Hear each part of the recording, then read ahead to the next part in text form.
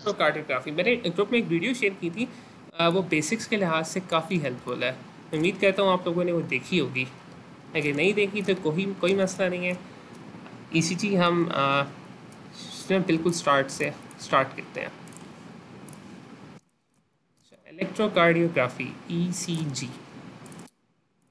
ECG का मतलब या मकसद ये है कि हार्ट की जो इलेक्ट्रिकल एक्टिविटी है उसको मॉनिटर कर दिया जाए या उसको विजुअलाइज कर सकें हम। ठीक है, तो this is what an ECG paper looks like. ये हमने लास्ट टाइम भी देखा था। अब इस ईसीजी पेपर में डिफरेंट हमें वेव फॉर्म्स मिलती हैं।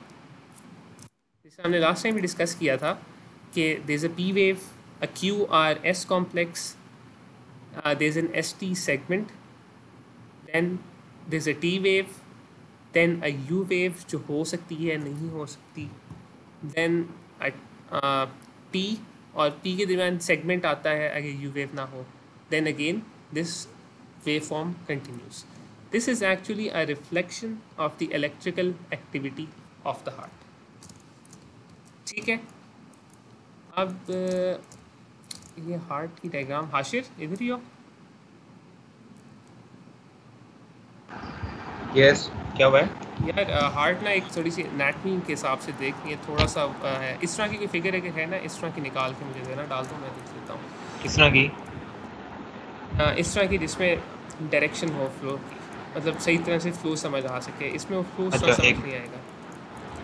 अच्छा, तो जब तक तस्वीर आती है तब तक ना एक वैसे मैं थोड़ा सा ड्रॉ करके आपको दिखा देता हूँ। आज हम बिल्कुल बेसिक से स्टार्ट करेंगे ताकि जब हम डिफ़िकल्ट कॉन्सेप्ट शुरू करें तो किसी को कोई मसला ना हो।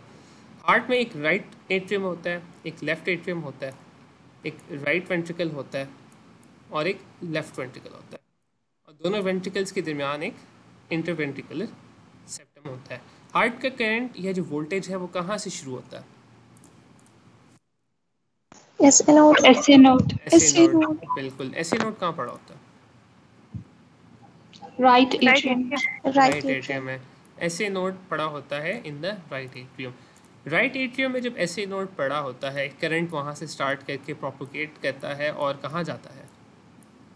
एवी नोट फिर जाता एट्रियल है मसल एट्रियल मसल में जाता है, और उसके बाद जो कंडक्टिव पाथवे में next extension that is the AV node. AV node के बाद फिर करंट कहाँ जाता है? बंडल सेप्टम में सेप्टम में। सेप्टम में किसके थ्रू ट्रेवल करता है? Purkinje fibres Purkinje fibres. ठीक है, पुरकिंजे फाइबर्स जो हैं वो किस तरह अरेंज हुए हुए होते हैं? Bundle of bundles of S, left and excellent. Right left and right, तो बंडल्स एक राइट बंडल होता है या बंडल ब्रांच कहेंगे उसे, एक जो इस तरह जाती है, और फिर एक लेफ्ट है। तो पहले सेप्टम डीपोलराइज हुआ, फिर कहाँ करंट जाता है? फिर अगर ये एपेक्स है तो फिर एपेक्स की डिपोलराइजेशन के बाद करंट कहाँ जाएगा? Right to diffusely left ventricular wall ventricular wall and towards the towards base. Base बिल्कुल। तो आपने करंट का फ्लो देखा। अब आप मुझे बताएं कि करंट का फ्लो अगर हम स्टार्ट वैसे बात करें, अ, इस पोर्शन को निकाल के, ये जो पोर्शन है इसको अगर हम निकाल दें तो करंट की फ्लो की डायरेक्शन क्या है? If this is the SA node over here और ये एपेक्स है, तो what is the direction of flow of current? Base from से बेस एपेक्स टू की द तरफ एपेक्स बेस की तरफ से एपेक्स की तरफ। ठीक है, तो बेस की से एपेक्स की तरफ जो है वो करंट का फ्लो था। एक सेकंड, क्लास में मैं एडमिट कर लूँ।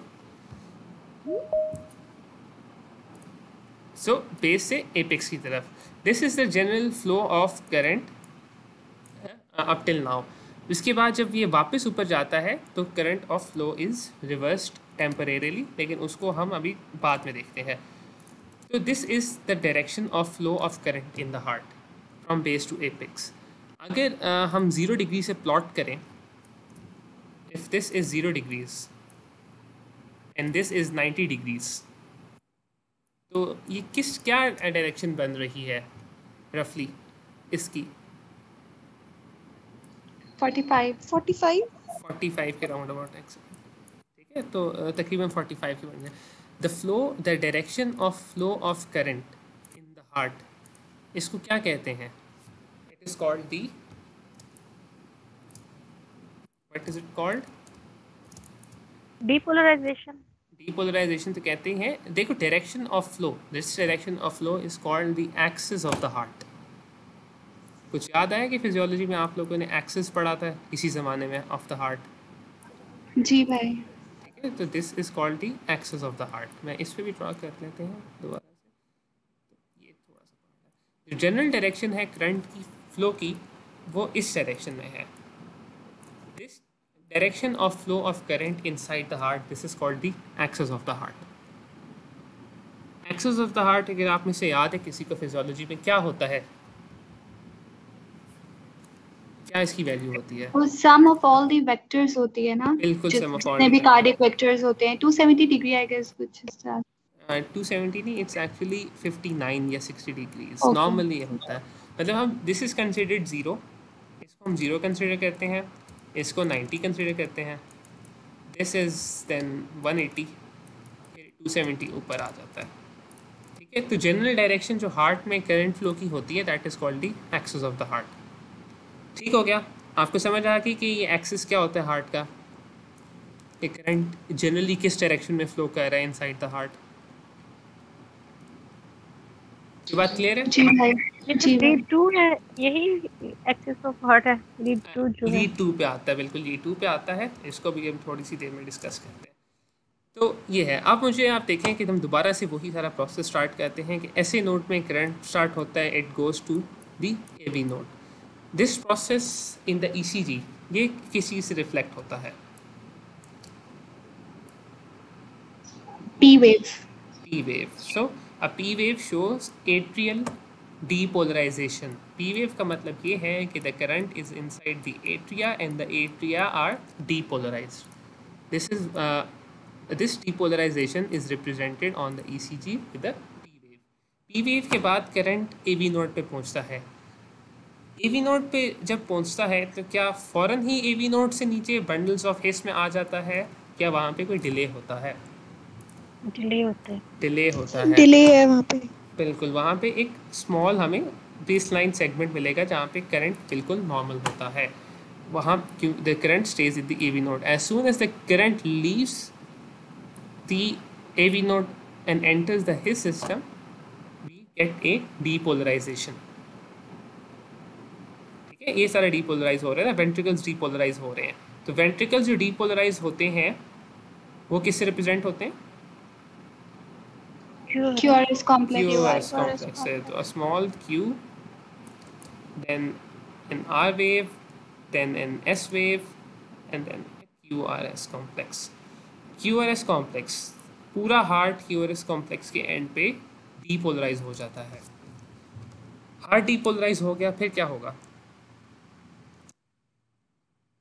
रिपोलराइजेशन। रिपोलराइजेशन हो गया, एक्सीलेंट। रिपोलराइजेशन जब होती है तो it goes in the opposite direction, मतलब करंट भी, चार्जेस भी ऑपोजिट होते हैं, और हार्ट जो है वो जिस तरह डीपोलराइज हो रहा था, रिपोलराइजेशन ऑपोजिट होगी। ठीक है, तो इसीलिए एक पॉजिटिव डिफ्लेक्शन आपको मिलती है इसमें, and this is a T wave. जब हार्ट पूरा रिपोलराइज हो गया दोबारा से, तो फिर क्या होगा, अगला साइकिल दोबारा से स्टार्ट हो जाएगा। So you will get this QRS complex again. ये जो QRS कॉम्प्लेक्स बना था यह आपका दोबारा मिल जाएगा। दिस इज द ECG और the wave forms in the ECG। ठीक है, आपको अब सही समझ आ गई कौन सी वेव्स क्यों इसमें बन रही हैं और क्यों नहीं बन रही हैं? अब पी वेव है, ये पी वेव सिर्फ राइट एट्रियल डीपोलराइजेशन को रिप्रेजेंट करती है या लेफ्ट वाली को भी? लेफ्ट वाली को भी करती है। अब हार्ट का जो दरअसल जिस तरह है ना, हार्ट नॉर्मली जो पड़ा होता है, अब ये भी थोड़ा सा स्ट्रेटन हुआ हुआ है। नॉर्मली हार्ट ऐसा होता है कि जो राइट एट्रियम है ना उसके पीछे होता है लेफ्ट एट्रियम, छुपा हुआ थोड़ा सा। मतलब ये सारा राइट एट्रियम है ना, तो लेफ्ट एट्रियम इसके थोड़ा सा पीछे छुपा हुआ है। ये बात आपको समझ आ रही है? तो वो जो है ना दोनों एक ही को शो करती हैं, लेकिन ये मेनली जो है ना राइट की एक्टिविटी को शो करती है। और आपको पता है कि ऐसे नोड राइट हार्ट में, राइट एट्रियम में होता है जी। तो जो स्टार्ट वाले पार्ट है ना, यहाँ से स्प्रेड करता है, फिर यहाँ तक जाता है करंट। तो ये जो शुरू वाला पार्ट है, मतलब पहले आपको खुद समझ आ रहा है कि राइट एट्रियम पहले डिपोलराइज होगा, लेफ़्ट एट्रियम बाद में डीपोलराइज होगा। तो जो ये स्टार्ट वाला पार्ट है ना इसका पी वेव का, ये राइट को शो करता है, और जो लेटर पार्ट है this shows the voltage in the left atrium. सही, थैंक यू। ठीक होगा। अब सवाल ये है कि हमें हार्ट की एक्टिविटी तो पता लग गया कि हार्ट में करंट की मूवमेंट कैसे होती है। अब हमें समझ आ गया कि ईसीजी पे ये मूवमेंट किस तरह रिप्रेजेंट होती है। अब सवाल ये है कि ईसीजी पर ये मूवमेंट ऐसी क्यों आती है। तो यहाँ पे कॉन्सेप्ट आता है वेक्टर्स का।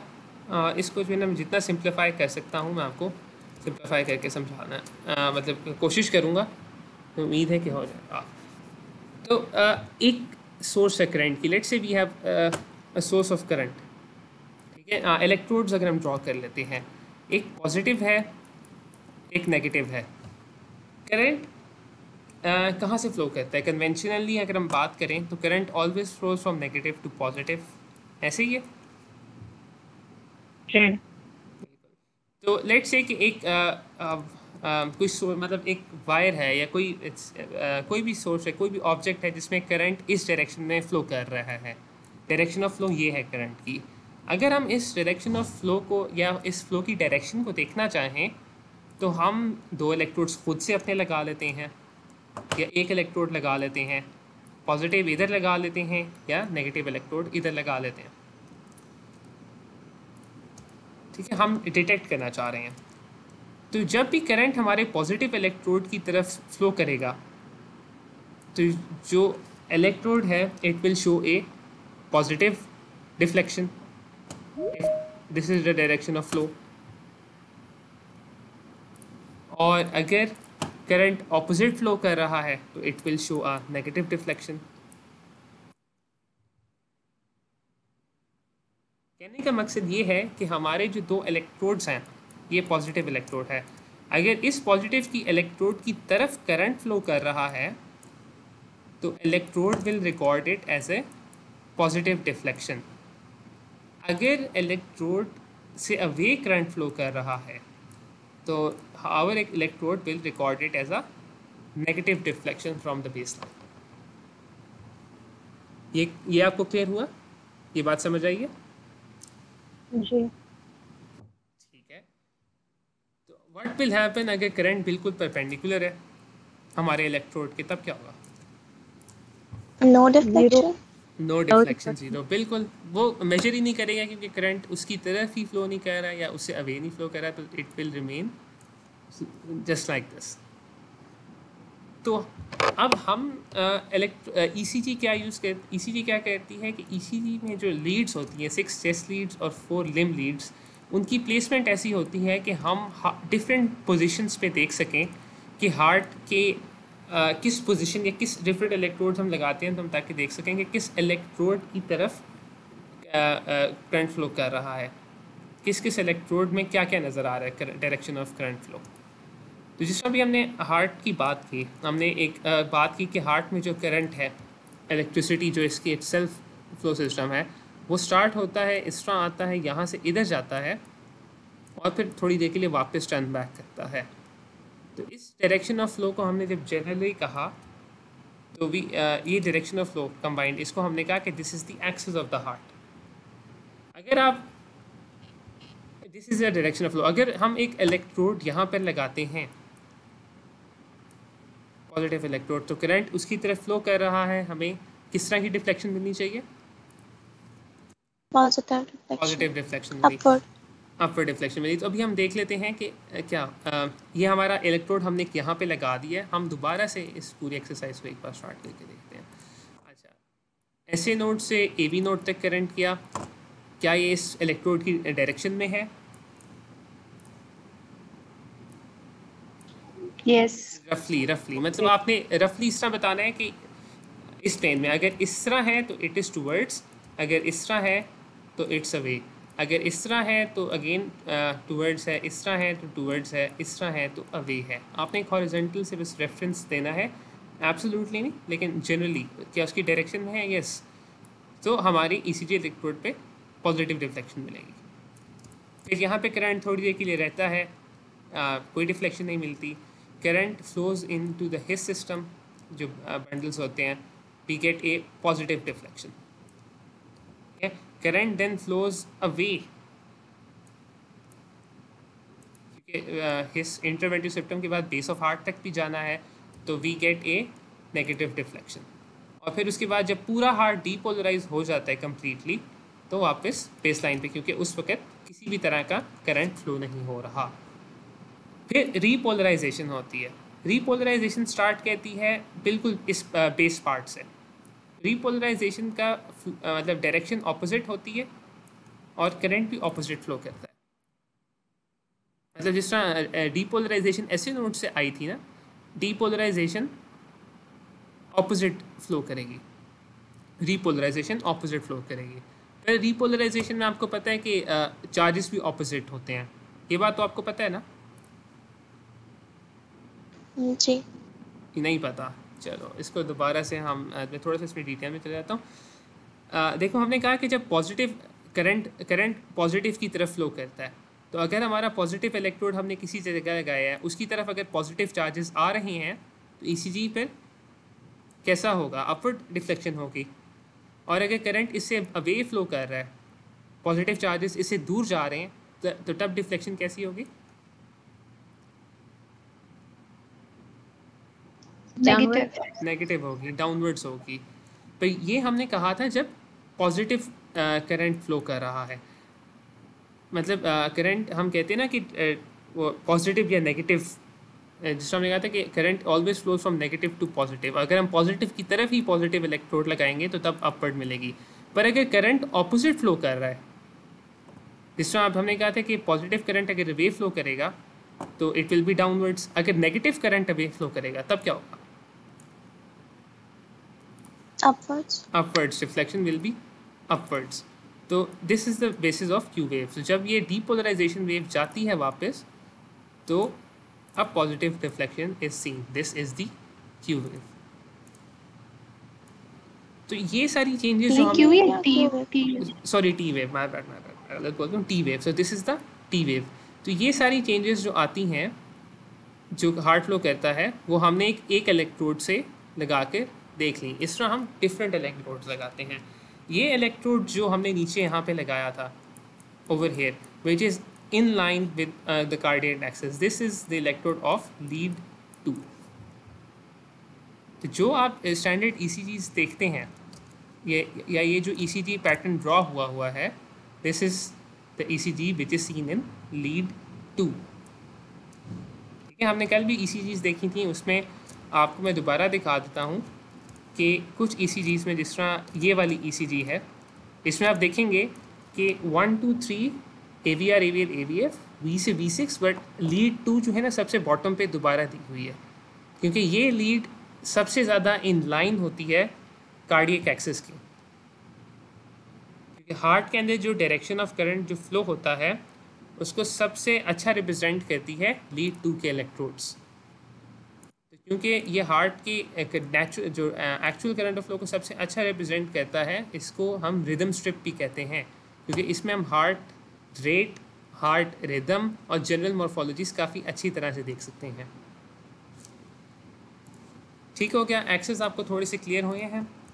उम्मीद करता हूँ थोड़ा सा आपको समझ आ गया होगा कि एक्सेस होता क्या है और लीड्स पे डिफ्लेक्शंस कैसे आती हैं. अभी तक किसी को भी इसमें कोई कन्फ्यूजन है तो बता दें, फिर हम आगे चलते हैं.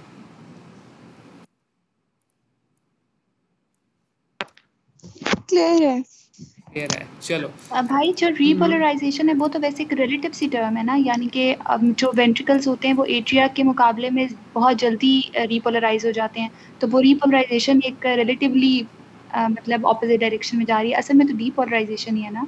तो वेव आप जो कह रहे थे रीपोलराइजेशन की, देखो उसमें रीपोलराइजेशन नहीं होती, रीपोलराइजेशन ही है. होता है कि जो करंट जब फ्लो करते हैं ना हार्ट के अंदर, तो हमने कहा कि नेगेटिव टू पॉजिटिव, मतलब जो वीडियो है उसमें काफ़ी अच्छा था. मैं कोशिश करता हूँ कि थोड़ा सा खुद बना के दिखा लूँ कि हार्ट सेल्स जो है ना उसमें नॉर्मली पॉजिटिव होता है.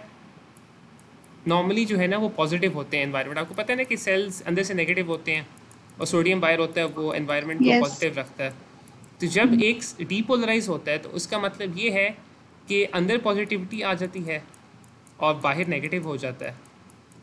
ये बात तो आपको समझ आ रही है ना, इसका तो पता है। यस। ठीक है, तो अब इसमें आपको देखो कि नेगेटिव से पॉजिटिव हम डायरेक्शन ऑफ करंट फ्लो लेते ही नेगेटिव से पॉजिटिव है, तो इसमें इस कंडीशन में नेचुरल करंट फ्लो इस तरफ है।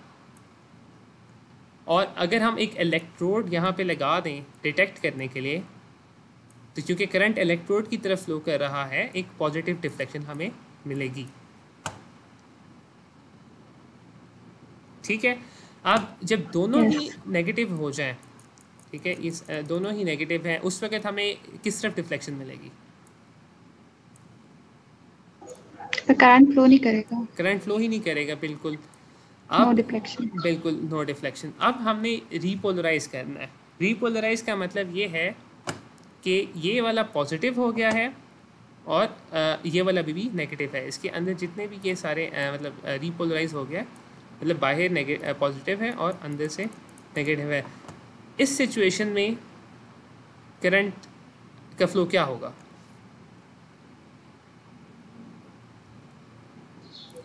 Negative positive to negative opposite direction में। देखो, जो कन्वेंशनली करंट तो इस तरफ फ्लो कर रहा है। हो, मैं खुद कंफ्यूज हो गया हूँ। मतलब मेरे को एक्स्ट्रा मुझे सोचना था उस बारे में। हाँ, नेगेटिव टू पॉजिटिव है।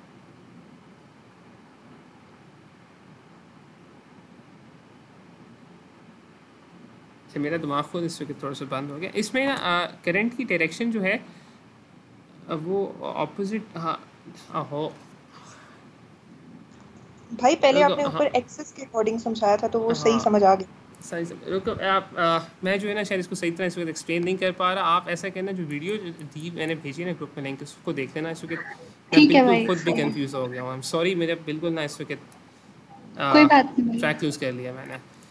तो ये थोड़ा सा मुश्किल है समझना। उस वीडियो को देखना, बाद में देखना। तो ये एक कॉन्सेप्ट है जो वेक्टर्स का आना चाहिए, क्योंकि ये काफ़ी बाद में हेल्प करता है, मतलब ईसीजी रीड करने में।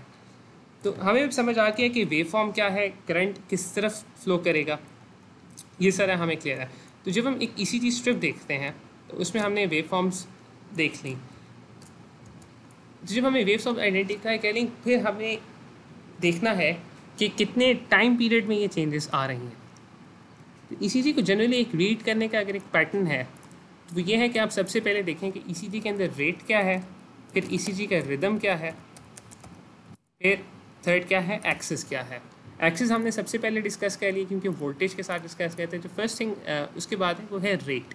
अब जब ईसीजी स्ट्रिप को आप देखते हैं, जिस तरह आप अब इस ईसीजी स्ट्रिप को देखें, तो there is one large box like this, and then there are smaller boxes like this.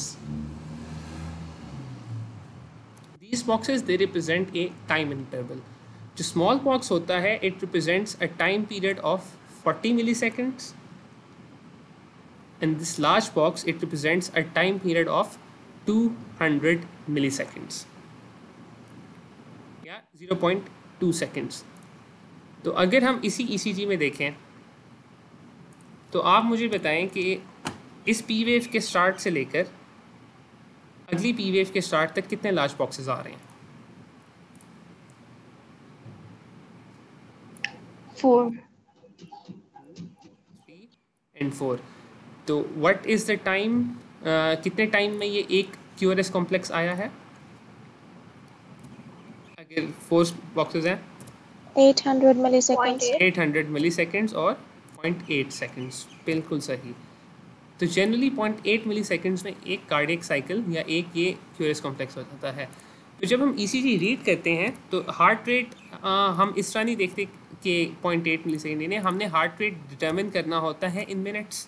क्योंकि जब भी आप एक पेशेंट का पल्स लेते हो तो पल्स के बारे में आप ये कहते हैं कि पल्स इज़ 100 पर मिनट या 60 पर मिनट या 70 per minute. Similarly, when we see an ECG, we want to determine the heart rate in terms of beats per minute. How do we do that? उसके लिए जो कुछ फार्मूलाज इस्तेमाल हुए हुए होते हैं, या अगर आप मैथमेटिक मतलब फार्मूला आपको बता देता हूँ, वरना आप कैलकुलेट जब करेंगे तब भी ऐसे होगा। फॉर एग्जांपल, अगर एक साइकिल 0.8 सेकंड्स में हो रहा है या एक बीट आ रही है 0.8 सेकंड्स, तो 60 सेकंड्स में कितनी बीट्स आएंगी? अगर आप इक्वेट करें तो हो जाएगा, पर वो टाइम बहुत लगता है। तो what do we do in order to calculate the heart rate? We use a formula. We take the number of large boxes, which is x, and we divide 300 by that number. अब आप खुद बताएं कि कितने boxes थे एक from start of first P wave to the start of next P wave? 4. So 300 divided by 4 is almost 75. तो इस पेशेंट का हार्ट रेट कितना है? 75, बिल्कुल। इन क्लिनिकल प्रैक्टिस क्या कहते हैं? We count the number of small box large boxes between the two R waves, क्योंकि इनको पकड़ना सबसे आसान होता है एक ईसीजी के अंदर। We take this R wave, we take this R wave, और इनके दरमियान हम काउंट कर लेते हैं कि कितने लार्ज बॉक्सेस हैं। जिस तरह इसमें देखो कि अभी क्लियर कट आपको समझ नहीं आ रहा कि लार्ज बॉक्सेस कहाँ कहाँ ख़त्म हो रहे हैं। We can also use small boxes to count the heart rate. एक लार्ज बॉक्स के अंदर कितने स्मॉल बॉक्सेस होते हैं?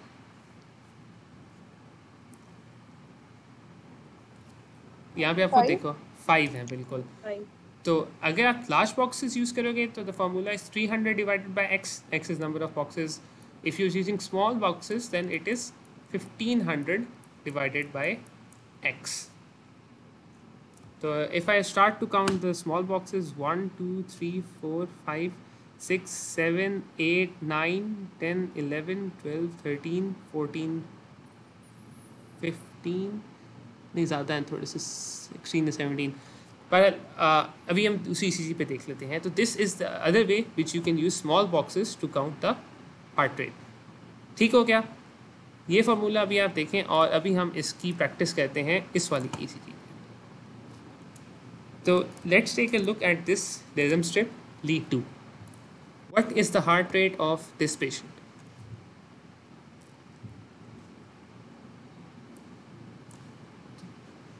$150 beats per minute. 150 beats per minute. So हमने दो आर वेव्स आइडेंटिफाई करनी है, और फिर हमने देखना है कि इनके दरमियान कितने लार्ज बॉक्सेस हैं, स्मॉल बॉक्सेस. तो आप कोशिश करें एक ऐसी आर वेव आइडेंटिफाई करें जो बिल्कुल बॉक्स की लाइन में आ रही है. तो इन दिस केस दिस ये जो है ना तकरीबन आ रही है, और ये आ रही है. फोर्थ वाली, फोर्थ वाली भी आ रही है, बिल्कुल यू राइट, बिल्कुल करीब है. तो इफ़ आई सी, तो एक लार्ज बॉक्स पूरा है, दो लार्ज बॉक्स पूरे हैं, और उसके साथ दो स्मॉल बॉक्सेस भी हैं. ऐसे ही है.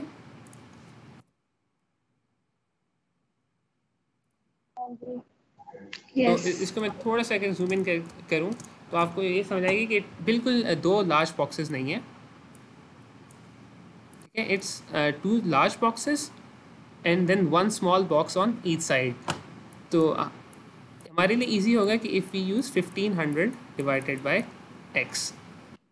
तो 1500 आपको पता है कि एच लार्ज बॉक्स में 5 होते हैं, तो it's 5 + 5 + 2 on other side, 2 on both sides, तो ये 12 बॉक्सेस हैं. If you divide 1500 by 12 the answer is 125. इस पेशेंट का हार्ट रेट क्या है? 125 बीट्स पर मिनट. ठीक है, आपको ये थोड़ा सा क्लियर होना चाहिए. एक और इसी चीज़ देख लेते हैं जल्दी से, उसमें हम हार्ट रेट निकाल लेते हैं. अच्छा, तो रिदम स्ट्रिप अब इसमें नहीं दी हुई, लेकिन इसमें QRS कॉम्प्लेक्सेस काफ़ी अच्छे लाइन हुए हुए हैं. तो looking at lead 2, what is the heart rate of this patient?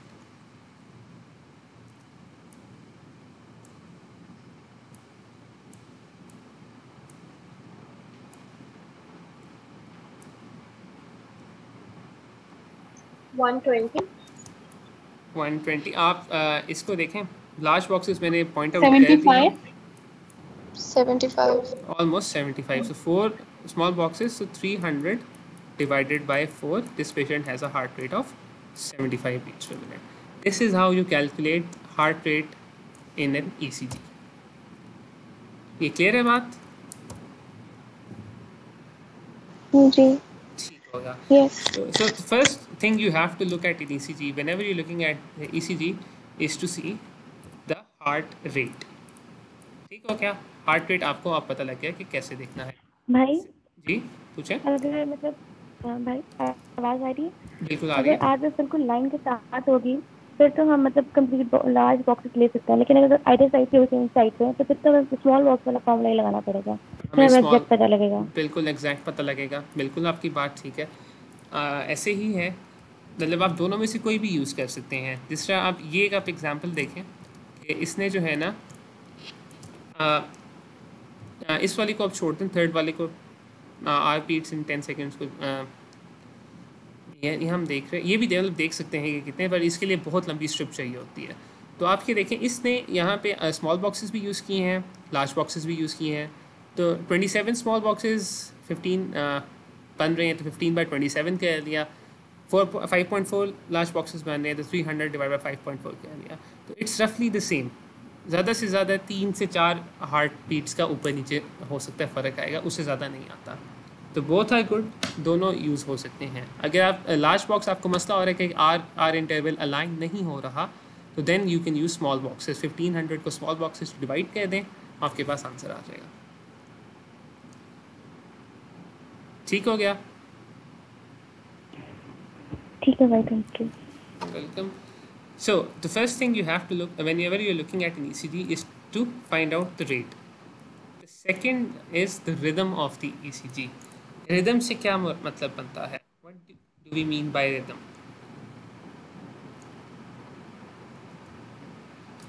Rhythm का मतलब ये है कि अभी हमने देखो हार्ट रेट डिटरमिन करने के लिए वी यूज्ड एक हमने आर इंटरवल 2 आर वेव्स देखी और उनके दरमियान हमने बॉक्सेस मेजर कर लिए. इस तरह हमने निकाल लिया कि this is the heart rate. Rhythm का मतलब ये है कि क्या हर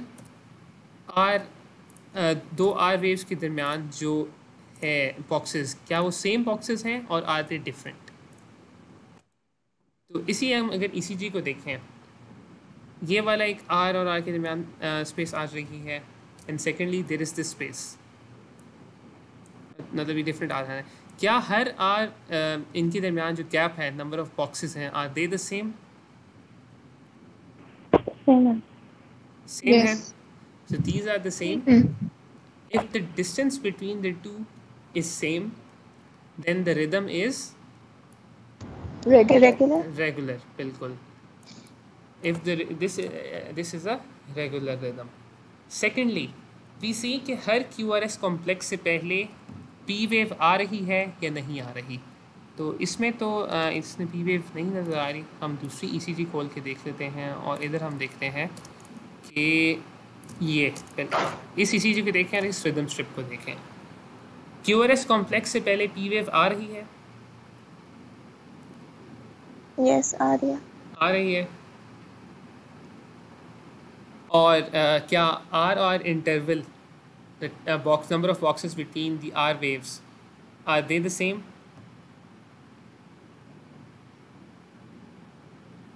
Yes, almost. Almost. Yes. So this patient has a regular rhythm, and because all of the QRS complexes are preceded by a P wave, this patient has a regular कौन सा rhythm? Regularly regular तो है ही है. Normal rhythm कहाँ से generate होता है heart का? Regular sinus rhythm. SA node से. तो P wave tells us that the SA node of the patient is working, and if the P waves are visible before every QRS complex and the RR interval is constant, we say that the patient has regular sinus rhythm. ठीक है? So these patients have regular sinus rhythms, जो अभी तक हमने देखे हैं. तो आपको रेट और रिदम जो है वो अभी तक समझ आ जाना चाहिए. रेट और रिदम के हवाले से किसी को कोई कंफ्यूजन?